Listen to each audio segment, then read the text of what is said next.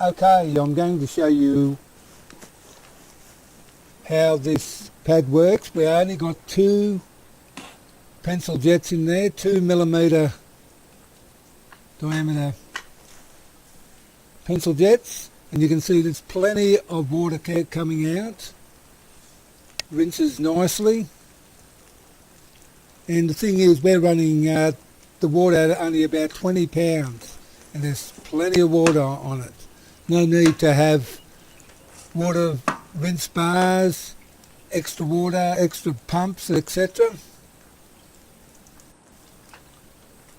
And as you can see, at 20 pounds pressure, there's plenty of water coming out of there.